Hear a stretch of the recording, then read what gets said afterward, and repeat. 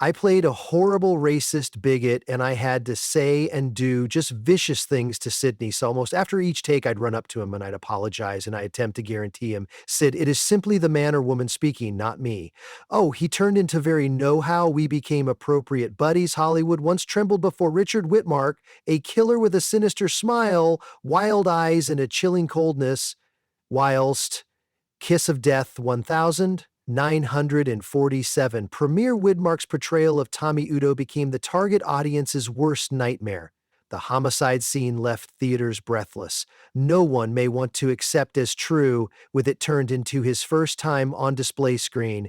Widmark had sincerely grown to be a celeb overnight. However, what greatly surprised human beings even extra in real lifestyles, Widmark despised violence, hated guns, and even deeply regretted killing a salmon. A person who played certainly one of Hollywood's most terrifying murderers couldn't undergo to see a small creature perish at his arms. It turned into an extraordinary contradiction. That, observed Widmark, at some point of his lifestyles, he crafted the correct villainous photograph, yet spent his existence combating towards violence, a legend, an enigma, a man in contrast to another in Hollywood history. Permits discover the life of Richard Widmark from the wonderful lights of the silver screen to the hidden corners where tragedies, losses, and stunning truths lurked behind the glamour. Earlier than Hollywood knew Richard Widmark as a silver screen legend, he turned into just a restless wandering boy without a clear destiny.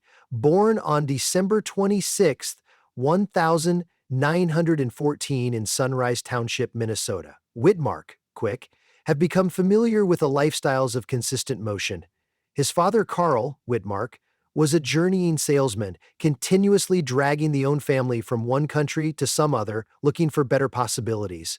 They moved from Minnesota to South Dakota and sooner or later settled in Princeton, Illinois, wherein Carl took a bet by opening a bakery, but the stability they longed for failed to remain. Widmark grew up in a small apartment just above the bakery, a cramped space where sleep became frequently interrupted by using the sound of kneading dough and the overwhelming aroma of toast bread. His father struggled to hold the commercial enterprise afloat, seeking to make ends meet in hard economic times. However, for young Widmark, it wasn't the smell of fresh bread that lingered most. It became the consistent uncertainty, the silent battles of a family looking to stay afloat, and the burden of a destiny that felt something but steady. By the time he'd become in college at Lake Forest College, his mother and father formally divorced for lot. It had been just a private trouble, but for Widmark, it turned into a defining second, a turning point that deeply formed his outlook on lifestyles his father left.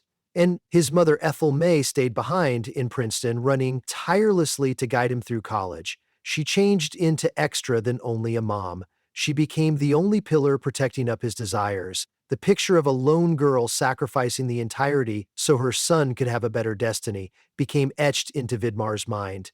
It taught him the fee of perseverance, the refusal to simply accept failure, and most significantly, the weight of duty that now rested on his shoulders. In an international filled with struggles, there has been only one vicinity wherein Widmark observed escape: the film theater. However, it wasn't his mother and father who added him to cinema. It changed into his Scottish grandmother. An ardent film enthusiast, whilst other children played outside, Widmark became captivated by the magic of the silver screen.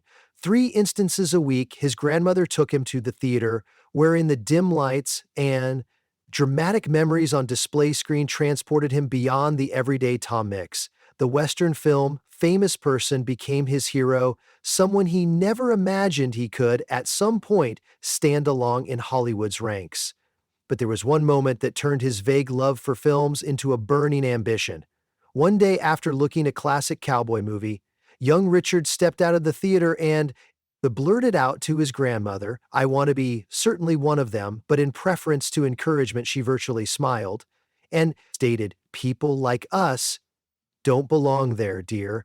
It wasn't a rejection, only a harsh fact that he would spend his life proving wrong. In fact, Richard Widmark had a very one-of-a-kind plan for his lifestyles, a safe, steady path that had nothing to do with film or Hollywood. He enrolled at Lake Forest College with the ambition of turning into an attorney. Widmark wasn't just a notable scholar, he possessed such sharp rhetorical skills that he won 1/3 region in the Illinois State Debating Championship. An excess, far from smooth, had his lifestyles followed the trajectory he had mapped out. He may have spent his days in courtrooms persuading juries with ironclad arguments, in place of instilling worry along with his chilling smirks at the silver screen. However, fate had its very own plans. At Lake for Forest, Widmark majored in speech and found himself interested in the level he began participating in college plays, where, his acting talent quickly shone, Widmark become electrifying on degree. However, he became additionally the one most fearful of what it supposed at the time performing wasn't taken into consideration. A first-rate career it offered, no stability, no clear destiny, and truly wasn't a career direction for a vivid, promising scholar like Widmark. He kept his ardor a secret as if it were something shameful. He tried to persuade himself that this became just a passing interest, a brief escape from the pressures of law research, but there was one element Widmark couldn't manage: Jean Hazelwood. Jean wasn't only a fellow drama pupil, she became the only who saw the real Widmark. Now, not the younger guy, desperately clinging to his dream of turning into attorney, but someone born to be in the front of a target market they met during a practice session, and from their very first traces they had been swept up in something even extra powerful than their passion for the degree, a love that could, remaining 55 years, in 1936, Widmar graduated with a Bachelor of Arts in Speech, and as opposed to pursuing regulation, he changed into supplied a position as a coaching assistant in acting at the college. But just 2 years later, he decided that even he hadn't expected. He left the whole lot behind, walked away from Illinois, and headed to New York. His destination was radio at the time. Radio was the maximum dominant enjoyment medium, and Widmark fast made his mark. With his deep, commanding voice, landing roles in numerous popular programs, from a university student meaning to be a legal professional, he became certainly one of America's most recognizable voices. But just as his radio profession changed into flourishing, World War II broke out. Like so many young men, Widmark desired to enlist. However, the military rejected him, the mold a perforated eardrum. While others were sent to the front lines, Widmark remained within the U.S., persevering to lend his voice to radio. Announces Richard Widmark became by no means anticipated to make it huge in Hollywood. He did not have the Matina idol scene standing at 5'10" and modest by the standards of the era. He had no enterprise connections nor changed into he courted through major studios, but with simply one debut role, he left Hollywood in surprise in 1947. Widmark was invited through manufacturer Darrell F. Zanuck of 20th Century Fox to audition for the position of Tommy Udo in Kiss of Death. Udo changed into a deranged, cold-blooded killer, someone who murdered without a flicker of remorse. However, right from the beginning, director Henry Hathaway fiercely objected. He claimed Widmark seemed too intelligent to play a homicide, a rejection that would have ended the careers of many, but Zanuck idea otherwise. He determined to take a danger on 8/38. Widmark, and it became a choice that modified history. The moment Kiss of Death premiered, the scene in which Tommy Udo shoves a disabled lady down the stairs have become one of the maximum terrifying moments in cinematic history. It wasn't just an act of violence, it was the way Widmark turned the person into a proper nightmare. His chilling cackle and deranged glare sent shivers down audience spines. Hollywood had in no way visible every person like him before that performance, earned Widmark an Academy Award nomination for Pleasant Supporting Actor, and won him the Golden Globe for Most Promising Newcomer. Fox wasted no time in signing him to a 7-year agreement, formally putting him among Hollywood's pinnacle stars. After Tommy Udo Widmark did not graduate down, he explored diverse genres consistently, turning in standout performances. In 1948, he starred in Yellow Sky, a darkish western. Contrary, Gregory Peak 2 years later. He seemed in panic within the streets, a gripping thriller.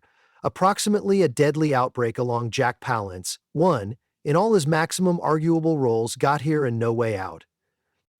1950, Widmark performed a violent racist who relentlessly torments Sidney P. the Maximum outstanding black actor of the time. After each scene, Widmark would rush to express regret to Pure for the cruel talk. He despised racism, however.